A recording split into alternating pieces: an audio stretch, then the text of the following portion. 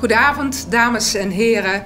Welkom wederom in ons Alzheimer Café online in de Kemphaan in Venray.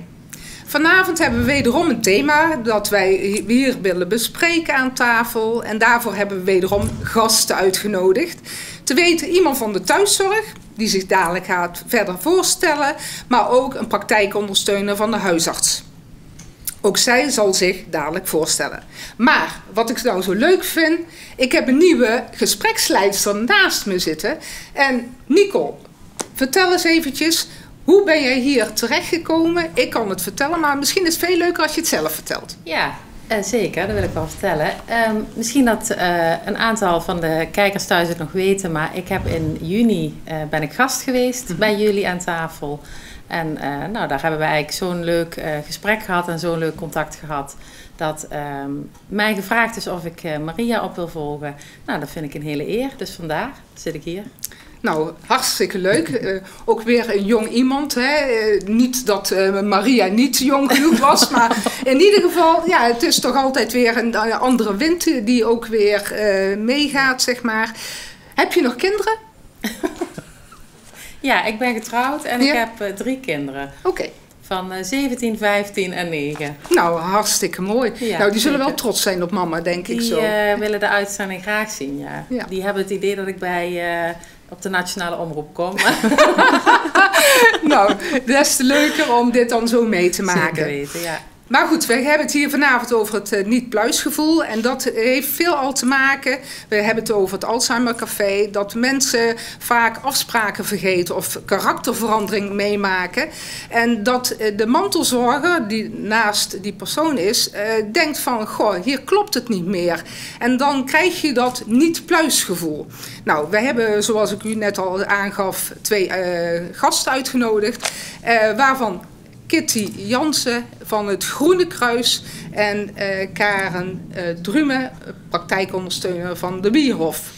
Maar misschien, Karen, met jou te beginnen, kun je wat verder vertellen van jezelf. Oké, nou, goedenavond allemaal. Ik ben Karen Drume, praktijkondersteuner in huisartsenpraktijk de Bierhof hier in Venray. Mijn aandachtsgebied is ouderen, kwetsbare ouderen. Ik ben getrouwd. Ik heb 2 kinderen. Een dochter van 26 en een zoon van 23. Voor de verder rest.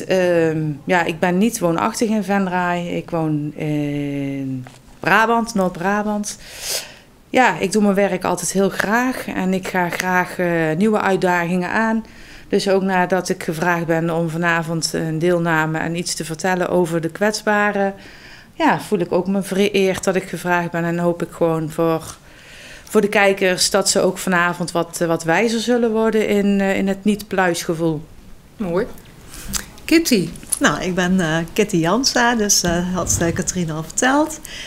Ook goedenavond. Ik ben wijkverpleegkundige bij het Groene Kruis. En ja goed, daar hoort zoveel bij. En daar hoort onder andere ook bij de kwetsbare ouderen en de mensen waar soms niet pluisgevoelens bij zijn.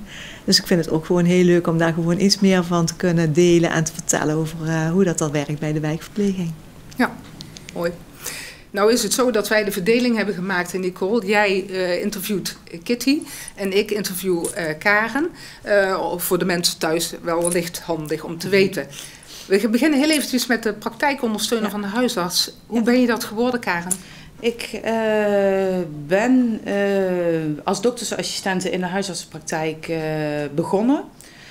Daarna heb ik een administratieve functie gedaan op kantoor, omdat dat met kinderen makkelijker te combineren was. Het gevoel om met mensen te werken is altijd gebleven. En ik heb toch ook altijd gezegd van, als straks de kinderen zelfstandig zijn, ga ik toch weer terug de praktijk in. Toen deed zich de kans om voor praktijkondersteuner de opleiding te gaan volgen. En dat heb ik gedaan. Het was een post-HBO-opleiding van 1,5 jaar. En die heb ik in Eindhoven gevolgd. En na het behalen van mijn diploma ben ik meteen in de praktijk gaan werken. En vanuit de praktijk ben ik me gaan specialiseren. En heb ik onder andere de opleiding voor ouderenzorg gedaan. Dus ja. Is het nou dat er in iedere huisartsenpraktijk een praktijkondersteuner is, een POH? Een POH, ja. De praktijkondersteuner is dan de afkorting daarvan is de POH. En veel praktijken hebben een praktijkondersteuner. Ja, eigenlijk is dat in de dagelijkse praktijk niet meer weg te denken. Er zullen vast en zeker nog praktijken zijn die geen praktijkondersteuner hebben. Wat ik zo weet, hier in Venray hebben alle huisartsenpraktijken een praktijkondersteuner somatiek. Somatiek houdt in dat dat speciaal is voor chronische aandoeningen. Dus denk aan diabetes, aan hart-vaatziekten, voor bloeddrukcontroles, voor mensen met infarcten. Ook het stukje longzorg, praktijkondersteuner die de longzorg doet. En dan de praktijkondersteuner GGZ, geestelijke gezondheidszorg, is ook een praktijkondersteuner. En dan heb je de praktijkondersteuner met aandachtsgebied de ouderenzorg. En daarvan weet ik dat niet iedere huisartsenpraktijk zo'n praktijkondersteuner heeft. Nou, werk jij in de Wierhoff-praktijk, hè? Ja. En je werkt met kwetsbare ouderen. Ja. Niet pluisgevoel, hebben we het vanavond over. Ja. Kun je daar wat over vertellen? Ja, helaas komt dat toch vaak voor.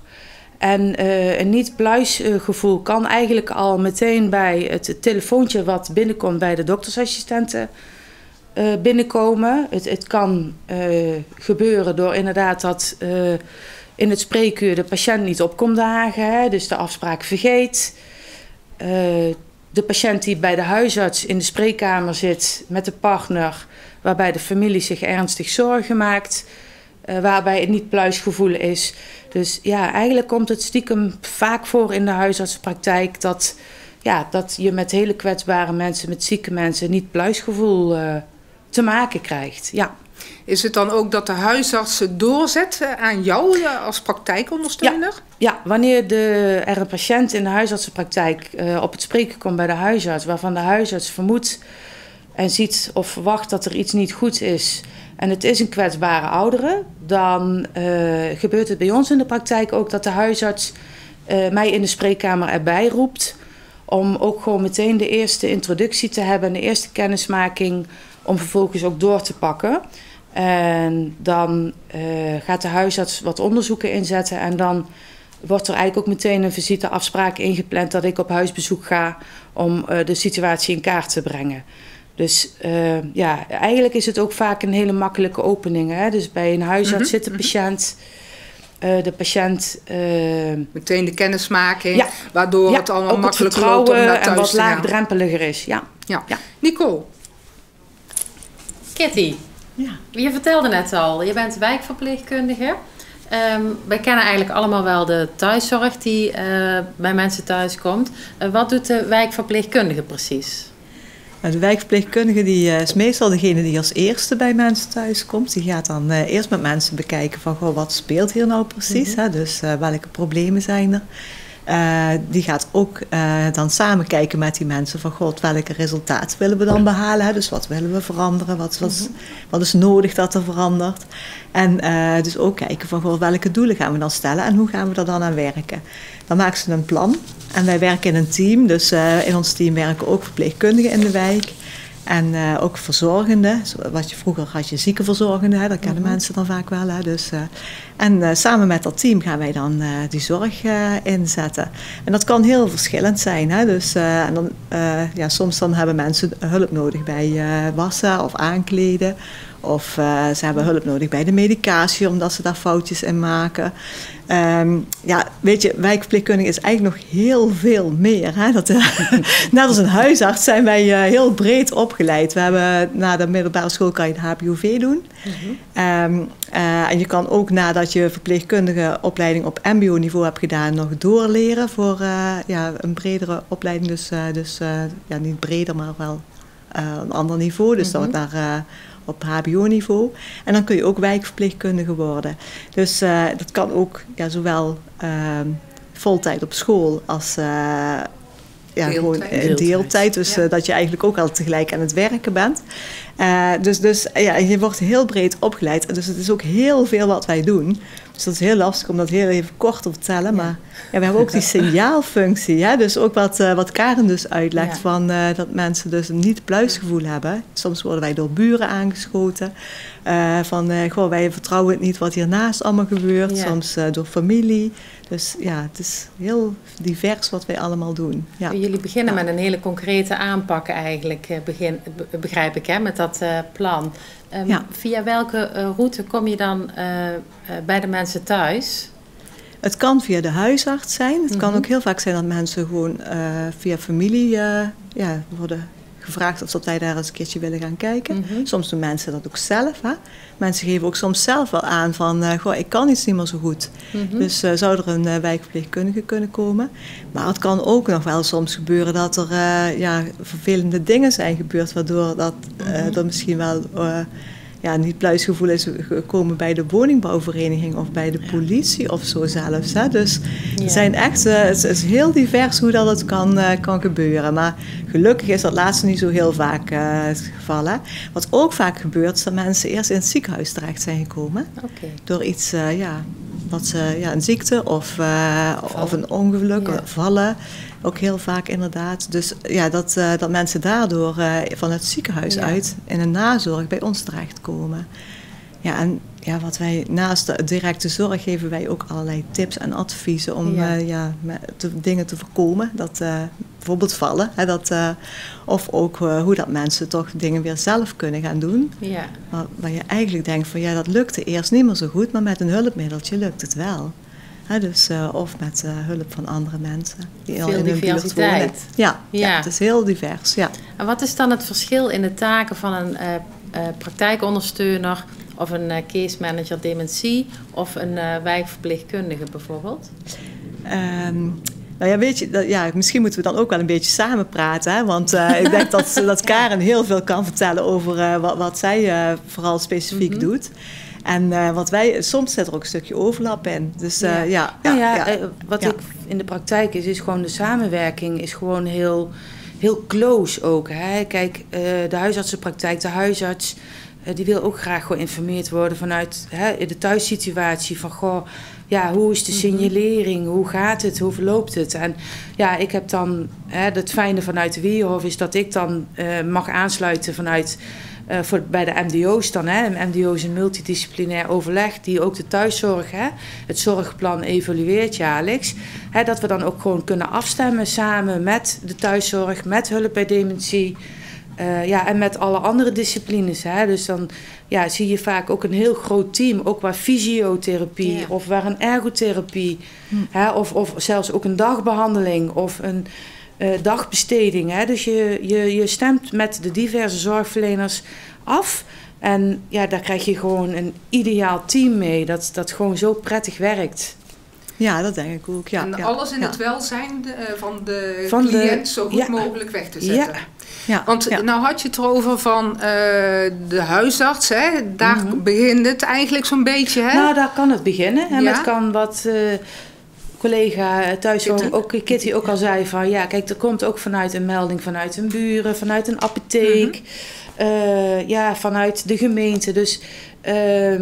dat is ook in de huisartsenpraktijk. Dus wij kunnen ook een melding krijgen vanuit de omgeving, vanuit de gemeente, vanuit de thuiszorg. En dan wordt het wel doorgepakt. En als dat niet-pluisgevoel echt vormen begint aan te nemen, hoe gaat het dan verder? Het niet-pluisgevoel, ik zit ook met praktijkvoorbeelden wel ook. Dat je het onderbuikgevoel hebt dat je ergens... dus als het een patiënt in de spreekkamer is geweest... en de huisarts signaleert en denkt van... hier is toch wel wat meer aan de hand. Er zijn wel signalen dat het een hele kwetsbare oudere is. Dan ga ik op huisbezoek en dan ga ik het in de thuissituatie... waar het voor de patiënt ook een veilige omgeving is thuis... ga ik op kennismaking en dan ga ik inventariseren... en ga ik gewoon eens voorzichtig het verband leggen, de connectie leggen... en gewoon eens inventariseren. En als ik dan dingen zie waarvan ik denk... oh nee, dat is toch niet goed... dan trek ik ook meteen aan de bel. En als ik dan... zie of signaleer van dit heeft prioriteit, hier moet meteen een actie op ingezet worden.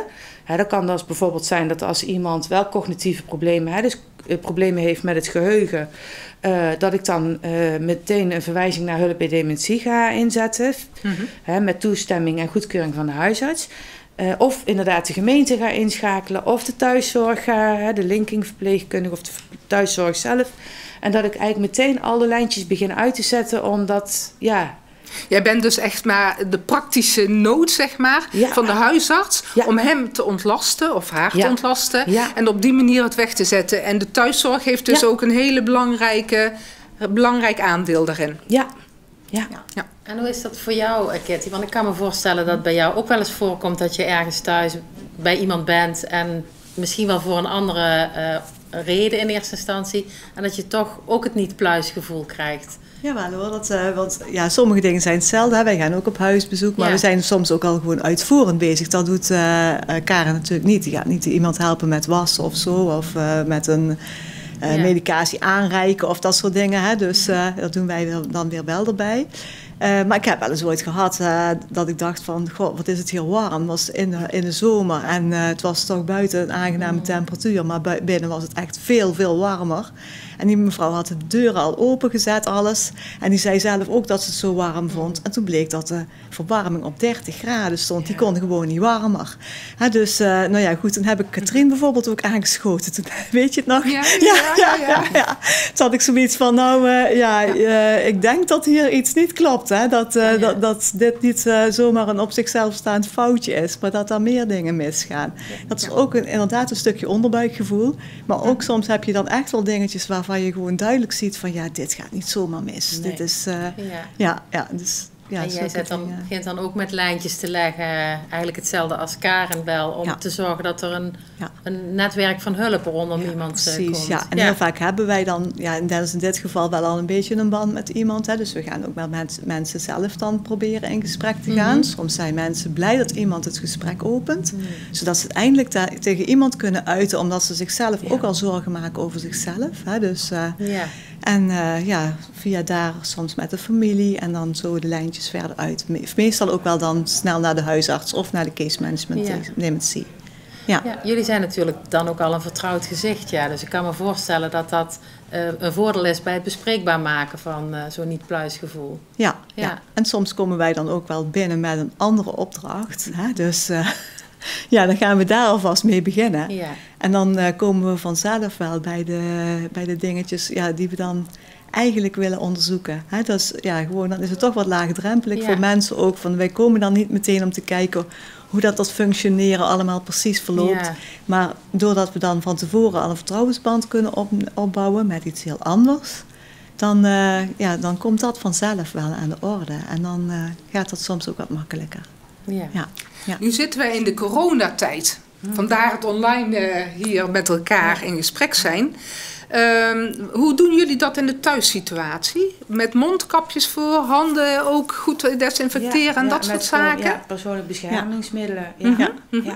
Oké. Ja. En is dat ook, als je kijkt naar de thuiszorg, is dat dan ook dat je dan de handelingen, bijvoorbeeld het douchen en dergelijke, ook met het mondkapje blijft doen? Ja, alles doen wij. Zo gauw als we binnenkomen hebben wij al een mondkapje op en handschoenen aan.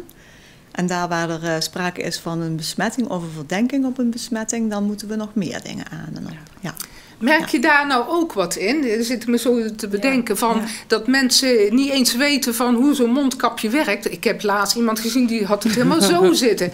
En die bemerkte dat ook zelf helemaal niet. En dat was dus inderdaad het niet-pluisgevoel. Hebben jullie dat ook? Wat ik nu wel bijvoorbeeld in deze coronatijd wel merk is van dat het lijkt alsof er veel meer niet-pluis patiënten bijkomen. En of dat dan komt omdat mensen meer thuis zijn, mensen elkaar minder op kunnen zoeken. Dus ik merk nu in deze coronatijd dat het wel dat je echt in heftige situaties terecht kunt komen.